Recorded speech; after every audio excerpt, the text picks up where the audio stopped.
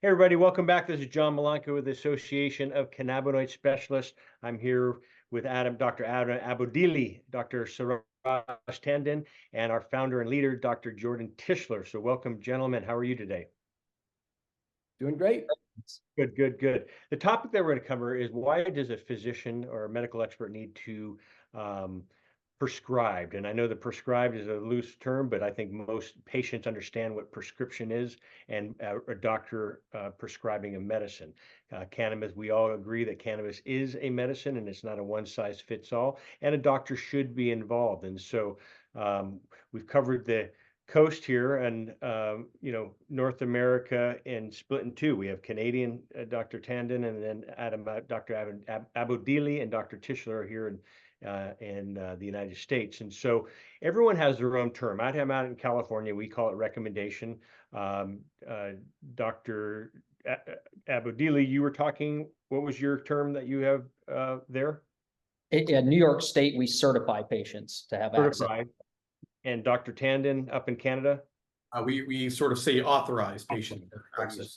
So they're all basically the same, giving guidance to the patient. And so this is a big confusion with the laws changing from medical, if you want to say, to 21 and over recreational, where doctors' positions have kind of dropped and where they're saying, hey, we don't need any guidance. We can just go down there and listen to the budtender and let them help prescribe, authorize, or recommend at that level. And so I know you all three agree with me, but a doctor is needed. And so, Dr. Tischer, why don't you start off with this topic and what your thoughts are about?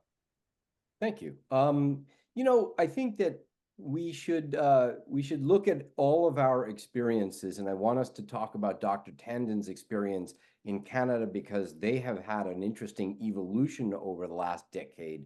But fundamentally, what I think is important is that all of the various words that you've heard us articulate are all these kind of soft expressions for giving some sort of permission for a patient to go to a dispensary and receive some sort of cannabis-related medicine. And so it really does stem from the California original law in '96, where under the circumstances, getting physicians involved in this process was provoked some fear amongst those practitioners. And so the compromise that was struck was sort of the doctor was just going to say yes or no, that in their opinion, cannabis, the benefits might outweigh the risks for a particular patient. And then after that, the patient just sort of went out the door and kind of was on their own to figure it out. And then various types of industry arose around that. And unfortunately, what we've learned is that while that may have been the best that could be done in '96, we're approaching, 30 years later. I think that kind of sort of loose, go figure it out is really a violation of our responsibility to uphold informed consent, right? The consent part is easy, but the informed part is where we as clinicians sit with our patients, listen to our patients, propose treatments to them, and describe the benefits and the risks and the side effects so that we can then jointly come to the best treatment plan, and the patient can then either consent or not to that. And I think we've been abdicating that for a very long time. But the flip side of that is a prescription, right? Because once we have come up with this plan, the prescription's job is to communicate to the seller, meaning a pharmacy or in this case, a dispensary, this is what the patient needs. This is what they should be taking, meaning a dose and a frequency, and this is how much you should be selling to them so that the patient gets what they need, knows how to take it, and gets the right amount and not more and not other things and all the stuff. I'm sorry, I feel like I'm getting a little charged up, but I have countless patients where I have literally written it down for them. And then they go to the store and the bud tender says, oh, don't listen to him. I don't know what he's talking about. Just do what I tell you. And then 6 months later, I'm finding the patient saying, I don't think I want to keep doing this because it's not working. And I said, well, what are you doing? And I find that they've tried 6 million different things, none of which were the things that I suggested. And I say, well, of course it's not working. All right, put those aside. I'm sorry it's wasted all this time and all this money. How about let's just go try the simple thing that I suggested? And then it's like, oh, this worked great. I wish I had done this in the first place. And so we have this weird thing where even when we're sitting and doing the informed part of informed consent, it gets derailed at the point of sale. And that to me is really unconscionable. So with that as kind of my fired up background, let's hear from Dr. Tandon how it used to be, particularly with the LPs in Canada, and then how things have kind of gotten a little undone with the advent of their recreational platform. Sure. Thanks, Jordan, for I think that wonderful summary. So here in Canada, prior to 2018, really access to cannabis for medical purposes was solely through a provider, a physician or nurse practitioner.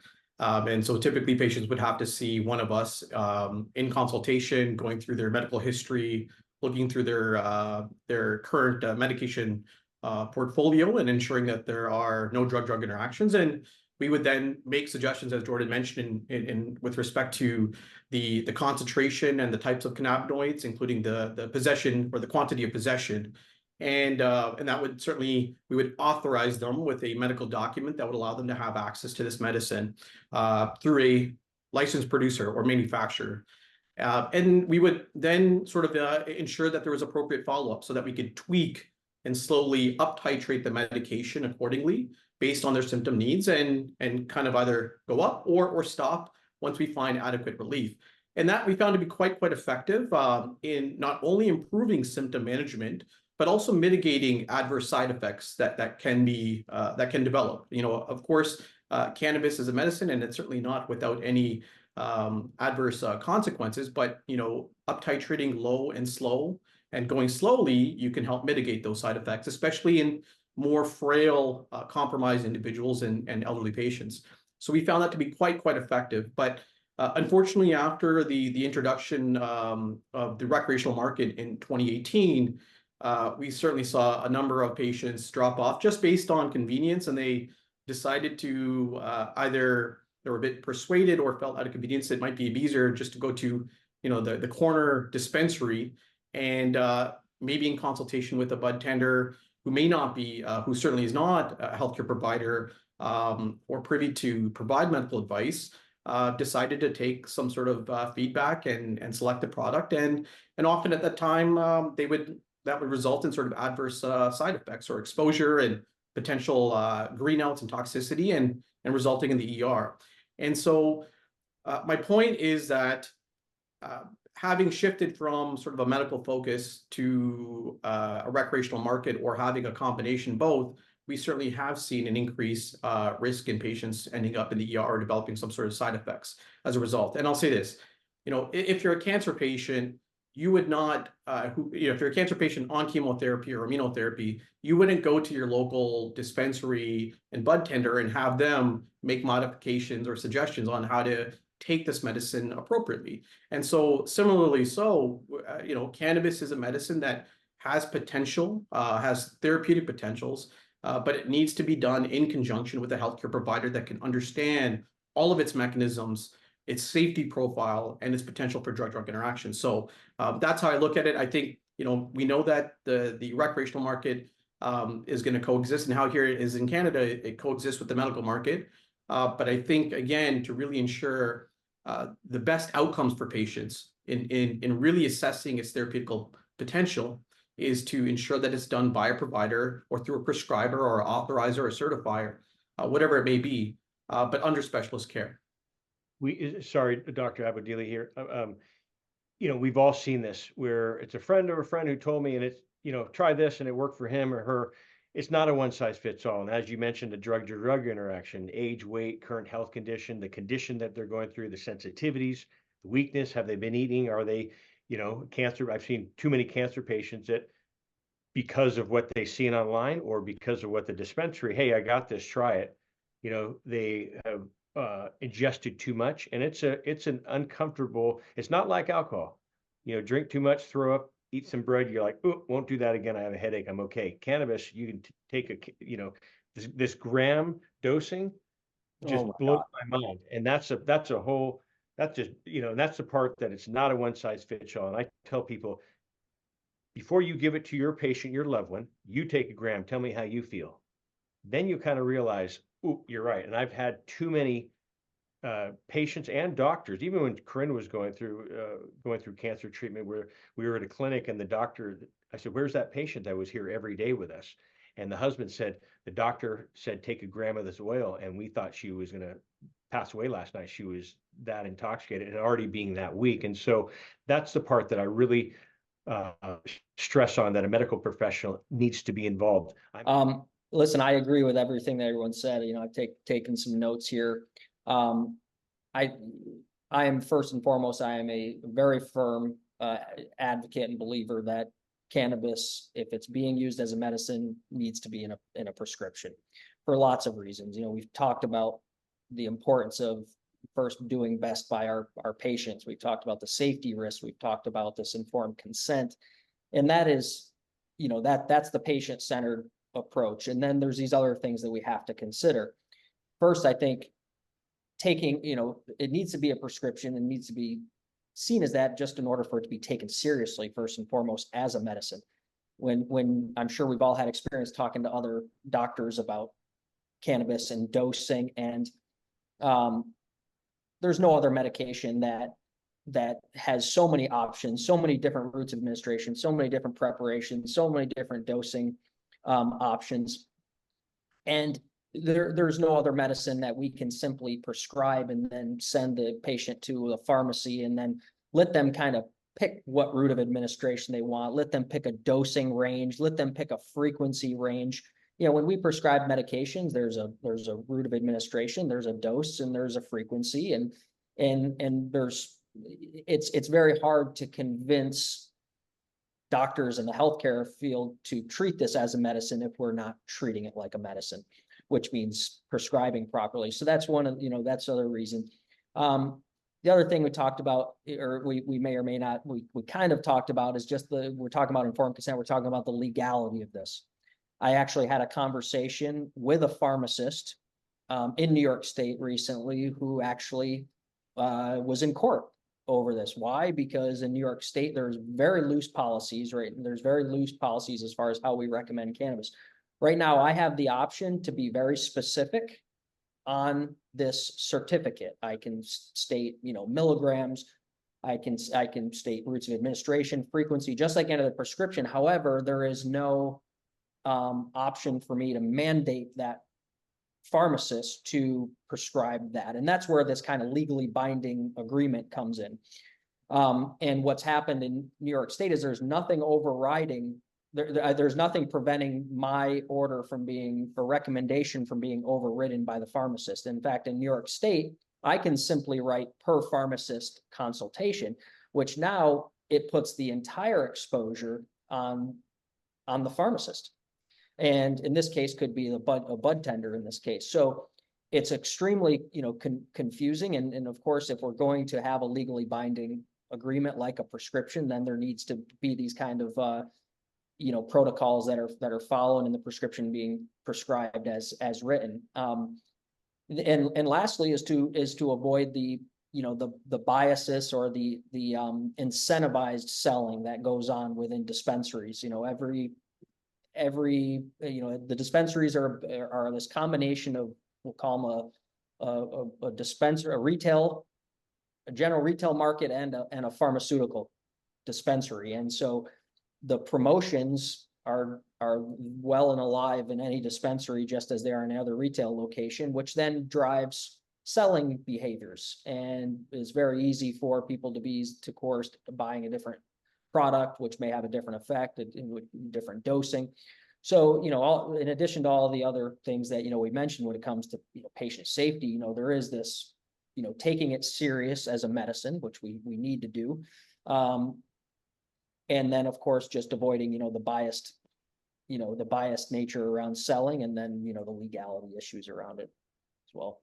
Yeah, thank you for the conflict of interest stuff. I think that's really huge, right? I mean, I've heard dispensary people tell me, you know, that they'll make recommendations based on what they need to get rid of, right? You know, there's an expiration date, or they just have an excess of it, or it's somebody has decided that a particular product is going out of style, literally. And so these are the things that get recommended. It has nothing whatsoever to do with its efficacy or safety or anything like that. And you know, one of you, John, I think you talked about some of the dosing stuff, right? I mean, the people behind the counter, I have every reason to believe that their intentions are absolutely wonderful, but their experience is limited to their own use and sort of the stories that they've collected from their buddies or maybe a few patients along the way.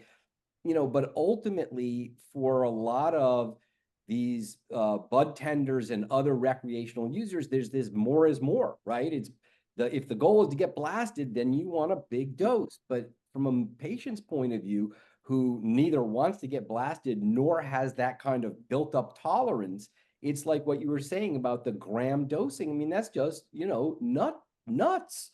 But that's the basis. And so I think that one of the key tenets here is not only do we need a prescription that's legally binding so that it really works, but also that the dispensing site, whether it's a pharmacy or a dispensary, has some limitations on what they can say, right? And you can't say, oh, take a gram of this, you know, hash and it's going to cure your cancer.